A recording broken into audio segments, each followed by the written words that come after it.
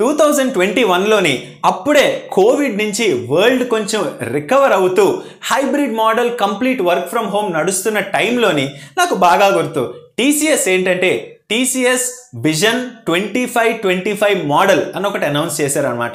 As part of this initiative TCS వాళ్ళు ఏం చెప్పారంటే only 25% of the work force will be working from office at any given point of time by 2025 and any an employee needs to spend not more than 25% of his time at work from office and 75% of the employees will be working from home by 2025.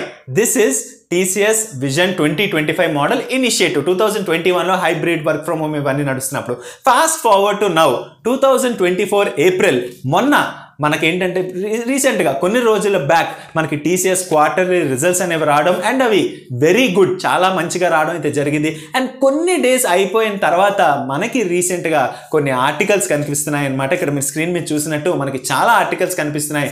ఏంటి అంటే మనందరికీ తెలిసిందే టీసీఎస్లోని there are 2 face, ఒకటి fixed pay and ఇంకొకటి ఏంటంటే variable pay. So TCS ఇప్పుడు variable పేని work from office attendance తోని లింకప్ చేసినట్టు మనకి చాలా ఆర్టికల్స్ తో కనిపిస్తుంది అనమాట. అండ్ ఆల్సో ఈ ఆర్టికల్స్ లోనే టీసీఎస్ ఏంటంటే ఫిబ్రవరిలోనే ఎంప్లాయీస్ అందరికీ కమ్యూనికేషన్ పంపించినట్టు లైక్ మన వేరియబుల్ పే అనేది your work from office presence మీద కూడా డిపెండ్ అయి ఉంటుంది అని పంపించినట్టు మనకి ఇక్కడికి ఆర్టికల్స్ రాసి ఉన్నాయి. But what is the most important thing ఈ ఆర్టికల్స్ను మనం చూసుకున్నట్టయితే ఈ table, this is the most important thing. మనం ఈ టేబుల్లో చూసుకున్నట్టయితే ఇక్కడ ఏం రాస్తుందంటే 85% అండ్ అబౌవ్ ఎవరైతే వర్క్ ఫ్రమ్ ఆఫీస్ కాంప్లియంట్ ఉన్నారో వాళ్ళు మాత్రమే 100% of the quarterly variable pay approved అమౌంట్కి ఎలిజిబుల్ అవుతారు.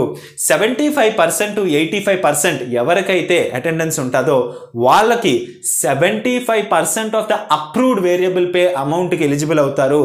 60 to 75% అటెండెన్స్ ఎవరికైతే ఉంటుందో వర్క్ ఫ్రమ్ ఆఫీస్ అటెండెన్స్ ఎవరికైతే ఉంటుందో వాళ్ళు 50% ఆఫ్ ద వేరియబుల్ పే అమౌంట్కి అప్రూవ్డ్ వేరియబుల్ పే అమౌంట్కి ఎలిజిబుల్ అవుతారు. అండ్ లెస్ దాన్ 60% అటెండెన్స్ ఎవరికైతే ఉంటుందో వాళ్ళకి ఎటువంటి వేరియబుల్ పేకి ఆ అకౌంట్లోని వాళ్ళకి వేరియబుల్ పే ఇస్తాము అని అన్నా కూడా నా 60% ఆఫ్ ద అటెండెన్స్ కన్నా తక్కువ ఉన్నది కాబట్టి వర్క్ ఫ్రమ్ ఆఫీస్ అటెండెన్స్ వాళ్ళు అసలు వేరియబుల్ పేకి ఎలిజిబులే కాదు అని మనకి ఆర్టికల్స్ అన్నిటిలో కనిపిస్తుంది అనమాట.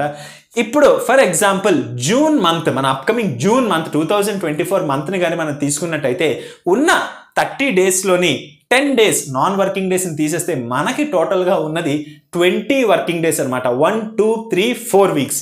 First week 5 days 5 days 5 days 5 days 20 working days అనమాట.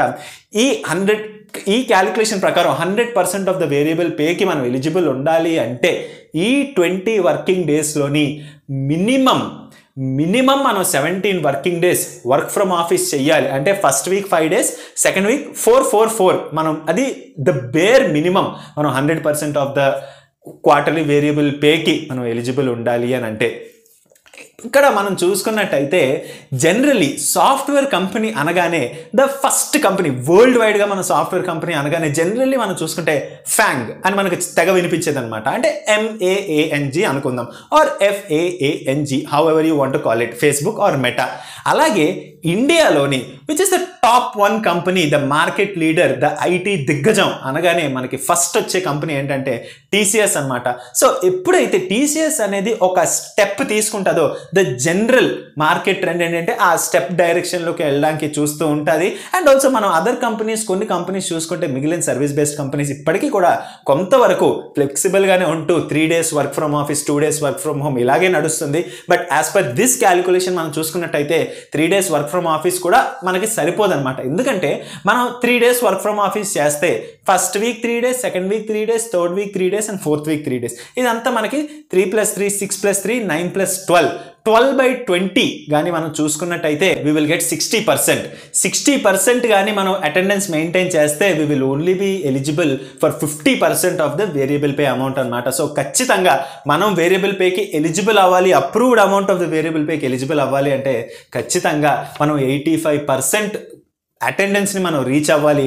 అండ్ ఆల్సో అదర్ కంపెనీస్లో కొంతవరకు మనకి ఇప్పటికీ కొంచెం ఫ్లెక్సిబిలిటీ అయితే 3 days అని కానీ. అండ్ నాకు బాగా గుర్తు యాక్చువల్లీ 2018, 2019 ఆ టైంలో కూడా ఎప్పుడైతే అసలు ఈ కోవిడ్ ఇదంతా లేనప్పుడు కొంతమందికి అయితే ల్యాప్టాప్స్ ఉంటాయి. ఇప్పుడంటే ఫ్రెషర్ నుంచి ఎక్స్పీరియన్స్డ్ వరకు అందరికీ ల్యాప్టాప్స్ ఉన్నాయి, కానీ అప్పట్లో కొంతమంది వరకు అయితే ల్యాప్టాప్స్ ఉండేవి. అండ్ ఎప్పుడన్నా వాళ్ళకి ఏదైనా పర్సనల్ ఇష్యూ ఉంటే, అంటే లైక్ ఒకసారి మా ఫాదర్కి బాగాలేదు, మా మదర్కి బాగాలేదు, లేదా ఎవరికన్నా బాగాలేదు, నేను ఇంటికి వెళ్ళాలి, 2 weeks వెళ్ళాలి అంటే కంపెనీ ఇలాంటి లింకింగ్ ఏం లేకుండా సరే మీరు వెళ్ళొచ్చండి, ల్యాప్టాప్ ఉన్నది కదా కొంచెం అవైలబుల్గా ఉండండి అన్న ఫ్లెక్సిబిలిటీ కోవిడ్ కన్నా ముందే చాలా కంపెనీస్లో అండ్ ఇంక్లూడింగ్ టీసీఎస్లో కూడా నాకు తెలిసిన కొంతమందికి అలాగా 1-2 weeks వెళ్ళి మళ్ళీ వచ్చేసేవాళ్ళు అనమాట.